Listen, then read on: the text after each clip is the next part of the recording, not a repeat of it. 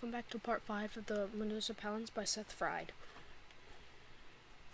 He held up his glass, toasting our good fortune. All the same, I said, I'm going to have to ask that you don't not drink while you're assisting me. He stared at me blankly for a moment and then began to laugh so loudly that I saw the pilot turn around and look disapprovingly back into the cabin. As Owen's laughter subsided, he congratulated me on what he seemed to have mistaken as a witticism. I was a little worried about you, Thompson, he said, pointing a finger at me and squinting. I mean, you got all those complaints in your personnel file about what a fill you are. He immediately held his hands up to distance himself from this comment, adding, Their words. Complaints, I said. There have been official complaints about me? Owen shook his head. The important thing is that you and I are going to have a fine time, he said. I didn't respond to this last bit of encouragement and made plans to draft a report to Garrett on my concerns regarding this new interface. While it was certainly an achievement in many ways, it had also already proven itself to be incredibly self-indulgent and rude. I also thought it might be a good idea to start dropping a few hints to Garrett about Claw's drinking in his lab. Owen misinterpreted my silence as anxiety over our mission. Don't worry, he said, polishing over the rest of his drink and leaning toward me. Whatever's going on out there, I'll figure it out. I'm literally the most intelligent entity on the planet. I have the equivalent of 4,239.23 human brains. Is that right? I said. Even though he was only a projection, I still felt his face was a little too close to mine. Yep, he said, settling back in his seat. I did the math. He began to refill his glass with a flask that appeared in his hand out of nowhere, before adding, I am the math. For the rest of the flight, Owen seemed content to drink, change the cut of his suit, and experiment with different facial expressions in a large handheld mirror that he pulled from one of his pants pockets. I figured once I got to my room in Metropolis, I could ditch the tie clip someplace safe and go about my business. In an effort to avoid any further small talk, I turned to face one of the plane's windows and thought about seeing Metropolis again. Over the past few years, I had been to the city only a handful of times for conferences and the like, though I did have a nice collection of guidebooks on the city, which I enjoyed flipping through from time to time. As a USMS agent, one couldn't help but have an affection for the place. I remember seeing it for the first time when I was 19 years old. The National Engineering Academy had closed its dormitories for the winter holidays, and the students with families had climbed into their parents' cars while I loaded up my book bag with a loaf of white bread, 2 packs of bologna, an extra sweater, and a few of my favorite textbooks. I walked through the snow to the nearest bus station where I bought a ticket to see the city that the social philosopher Pierre Abnarki had once called the Great Crucible. I planned to spend my vacation staying in youth hostels and stomping around in the cold, examining storm drains and bridge abutments. During the long bus trip out all around me, people dozed and farted and complained about the bus's broken heater. I was perfectly happy making sandwiches on my knees and reading Andre Dennard's The Anatomy of a City for what must have been the 10th time. When Metropolis finally appeared on the horizon, massive and startling, a woman sitting behind me gasped. I felt the surge of significance only a teenager can feel. In that moment, I had been certain that Metropolis was somehow wrapped up in my destiny, that it would be the place where I would show the world who I was. The years since then gradually tempered this certainty. By the time I received Kirkland's final refusal to let me work in Metropolis, I wasn't even sure if I wanted to anymore. Metropolis had already become the pinnacle of everything an American city could be, whereas all over the country there were smaller, struggling places that could use my help.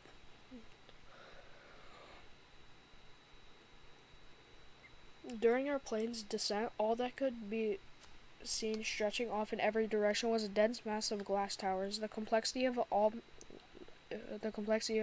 beautiful and nightmarish. My task of understanding any aspect of what had happened here seemed absurd. To distract myself from the fact that I was alone, I looked over at Owen, who was too occupied with his outfit to notice me.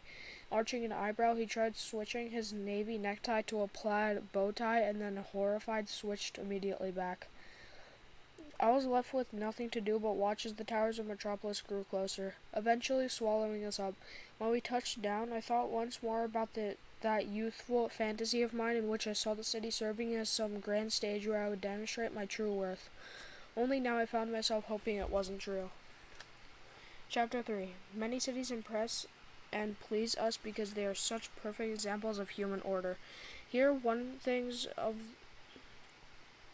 one thinks of the great European capitals, the streets of Paris lined with orderly rows of five-story haussmanns, or the open-air museum of Rome, where it feels as if not one building has been erected without first considering the argument of the city as a whole.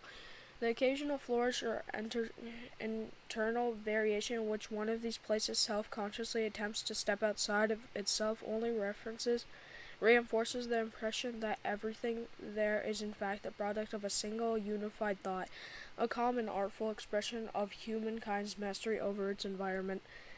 Metropolis is no such city. Described by former poet Lacret Anea Davis as the Millions City. Metropolis is a clash of competing visions. Art Deco skyscrapers dating back to the rise of the automobile stand alongside modern glass spires and skyscrapers that run along whole avenues. Buildings with programmable facades adjust themselves into pleasing shapes under the shadow cast by the knobbed steeple of a 200-year-old cathedral. The perfect grid of broad streets occasionally gives way to labyrinthine tangles where cobblestones still push up through the pavement. Cramped streets winding through old neighborhoods of two-story brick buildings that tempt those passing through to imagine 1,000 rain afternoons in the 1800s, or drunk sailors getting lost on some bleedingly hot summer night. These reveries are inevitably interpreted by the sudden sight of buildings stretching vertiginously overhead, or by the powerful rush of air from a vent underfoot as an express bullet train races uptown. This mix of old and new was a major aspect of Kirkland's legacy. Of the 623 skyscrapers in Metropolis, over 70 of them were built during his time as a station chief. Through his influence, he streamlined the city's once complex and restrictive zoning codes and also balanced out the power of the Landmark Preservation Office by helping establish the Office of New Works.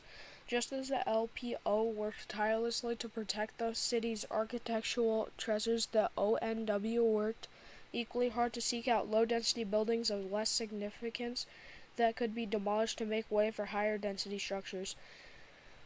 Through the healthy tension between these two offices, the city had managed to maintain its 20th century charm while still keeping its housing prices relatively affordable, allowing a great number of people to enjoy the city.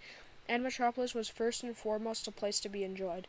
Now that the industrial age was largely over in the United States, Metropolis had survived by becoming a pleasant, exciting place to live. Most employers had become so mobile that the most effective way for the city to extract citizens were by offering a seemingly endless variety of amenities, so that what had once been merely a byproduct of the city's thriving economy was now one of its most reliable anchors. This wasn't terribly different from the progress of other consumer cities. What made Metropolis unique was the sheer scale and rapidity with which it had embraced this version of itself. The number of bars and restaurants alone was enough to overwhelm many of them, offering highly specialized and unique experiences. When browsing through my collection of guidebooks, I was often forced to wonder what it meant when an establishment described itself as a post-apocalyptic cabaret, or a calypso-style hookah cantina. Internationally acclaimed bistros that served only live seafood. Depending on the neighborhood, you could find street vendors selling pork buns, sausage, cups of borscht, skewers of meat dipped in yellow sauce, and small spotted eggs, with their tops broken off, served raw and with a dish of ink black hot sauce. Those seeking entertainment could participate in augmented reality bus tours, gawking through the headsets from open-topped buses. There were television tapings, holo theater murder mysteries, fringe improv clubs, warehouses occupied by guerrilla art happenings. There was jazz on the roof of the Hamilton musicals in the Tort amphitheater, the enormous indoor water park at the Bertram Center, the 40-story botanical garden towers standing on either side of the Fourth Avenue, connected to one another with sloping glass walkways made to look like a cascade of vines, in the lake in Caldecott Park, where tourists could take rowboats to a lush island and explore its cool stream-fed grotto with its transported ruins of an ancient Greek village. Of course, all this extravagant fun lent itself to the perception that Metropolis was just a playground for the rich. But the city's progressive social programs, most of which had also been aggressively expanded by Kirkland in recent years, as well as its wealth of opportunities, had also made it an ideal place for those starting out.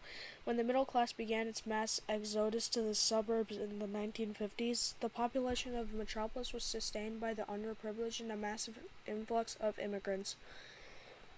First-generation Americans made up roughly half of the workforce, and the city was home to the largest Russian, Greek, Lebanese, Indian, and Chinese enclaves in the Western Hemisphere. To this day, foreign-born citizens accounted for over $700 billion in economic activity, and they did so in both skilled and unskilled roles. They made up half of the physicians in the city, as well as half of the retail workers. They were more than half of the licensed nurses, half of the hospitality industry, and a third of the executives. And the grandchildren of many of those middle-class suburbanites who left behind city life for their wood-frame split levels were now doubling back, abandoning the monotony and high unemployment rates of low-density living, selling their hand-me-downs SVUs and pickup trucks to put down deposits on studio apartments in the East Side.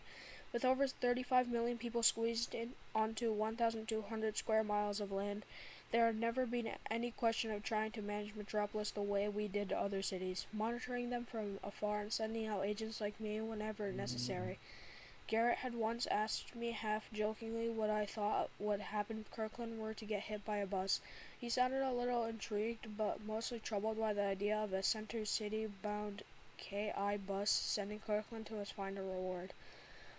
His concern was that there was no way for us to know how to take responsibility for Metropolis in the event of an emergency, since we had almost no idea how the station was run. But while those